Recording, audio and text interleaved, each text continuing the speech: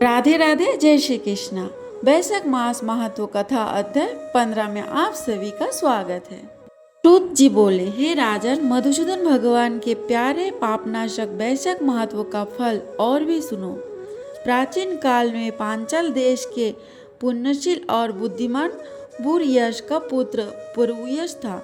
पिता के मरने पर वह राजा हुआ। यह बहुत शूरवीर, उदार, धनुर्विद्या में बड़ा प्रतापी था। धर्म पूर्वक पृथ्वी पर शासन करता था, परंतु पूर्व जन्म में इसने जलदान नहीं किया। इस पाप के कारण कुछ काल में उसकी सब संपत्ति नष्ट हो गई। उसे बलहीन जान उसके बैरी अनेक राजा आए और उसे युद्ध में जीत लिया। राजा परस्त होकर शिशनी रानी और धात्री आदि गण के साथ, जहाँ का मार्ग कोई नहीं जानता था, ऐसी पहाड़ की कंदरा में चला गया। वह 53 वर्ष व्यतीत किए। एक दिन अपने सद्गुरु का स्मरण करने लगा। तब यज और उपयाज नाम के मुनीश्वर सर्वज्ञात राजा के पास आ पहुँचे। राजा उन्हें देख उठ खड़ा हुआ और भक्तिपूर्वक सिर झुका उनके चरणों में गिर पड़ा। दोनों मुनियों ने राजा को उठाया और आंसू पोंछे। तब राजा ने मुनियों से प्रश्न किया, हे मुनीश्वरों, मेरे दुख का कारण विस्तार पूर्वक मुझसे कहिए। मेरे सत्कर्म करते हुए भी मेरी सारी संपत्ति नष्ट हो गई और मुझे महान कष्ट क्यों भोगना पड़ रहा है। राजा के अत्यंत दुख भरे वचन सुने थोड़ी देर ध्यान कर वे दोनों मुनिया व्याज और उपव्याज बोले, हे राजन, तू पहले 10 जन्मों से अत्यंत घोर पापी वैद रहा है। संपूर्ण जीव मात्र की हिंसा में तत्पर रहा था। तूने कभी भी विष्णु भगवान का ना नाम लिया, ना ध्यान किया और ना उनको नमस्कार किया। हे राजन, ऐसे करते करते तेरे 9 जन्म बीत गए। फिर 10वें जन्म में तू सह्याद्री पर वैद्य का जन्म धारण कर मार्ग के प्रतीकों को कष्ट देकर तथा गौड़ देश की प्रजा का मांस भक्षण करके समय बिताया करता था। मृग और पक्षियों के छोटे छोटे बच्चों का वध करने के कारण तेरे इस जन्म में संतान नहीं हुई। तूने विश्वासघात किए, इसी से तुझे सहोदर भाई नहीं मिले। मार्ग में यात्रियों को घोर कष्ट देने से तेरे मित्र नहीं है। साधुओं का तिरस्कार करने से तुझे शत्रु ने पराजित किया है। कभी दान नहीं दिया, इस दोष से तेरे घर में दरिद्रता आई। सदा उद्वेग कराने से तुझे देश निकाला हुआ। सबका अहित करने से तुझे अत्यंत दुख भोगने पड़े। सदा क्रूर कर्म करने से भोजन भी नहीं मिलता है। इन सभी कर्मों के द्वारा इस जन्म में तेरा राज्य छिन गया। अब हम तेरे सत्कुल के जन्म के कारण बताते हैं। जब 10वें जन्म में तू गौड़ देश में था, तब पृथ्विकों को बड़ा कष्ट दिया करता था। एक दिन कंटकमय वन में 2 वैश्य और कर्षण नामक मुनि वहां आए, जिनमें से एक वैश्य को तूने मार डाला और उसका सब धन छीन लिया, और दूसरा अपनी जान बचा अपने धन को कहीं लता पात्रों में फेंक गया। और कर्षण मुनि भी अपनी मृत्यु के डर से धूप में भागे। तृषा धूप से व्याकुल हो मूर्छित हो गिर पड़े।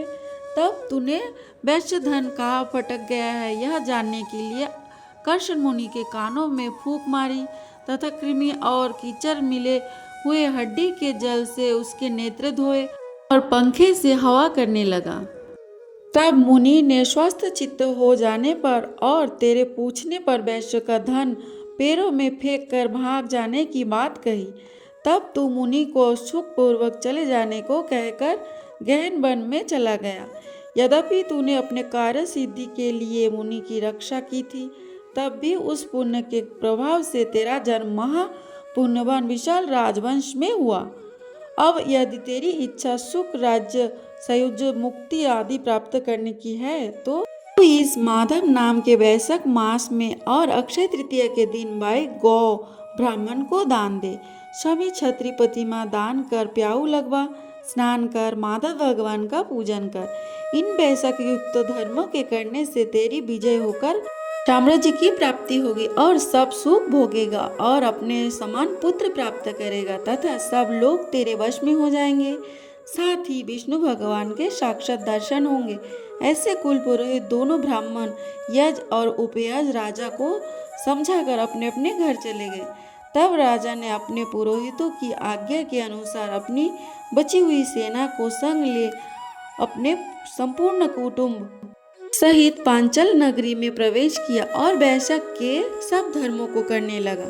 जब राजा ने फिर चढ़ाई कर दी तब घोर संग्राम कर और उन सभी को जीतकर उनके राज्य में से 10 अरब घोड़े, 3 कोट हाथी और 1 अरब रथ, 10 शस्त्र ऊंट, 3 लाख गधे और अपनी पुरी में ला लिया और सब राजा कर देने लगे। मधुसूदन भगवान की कृपा से वह चक्रवर्ती राजा हुआ तथा उसके 5 पुत्र बड़े गुणवान, शूरवीर और उदार धृष्टकेतु, धृष्टद्युम्न, विजय, चित्रकेतु, मरुध्वज नाम के हुए। संपूर्ण प्रभा, अनुराग और विश्वास करने लगे।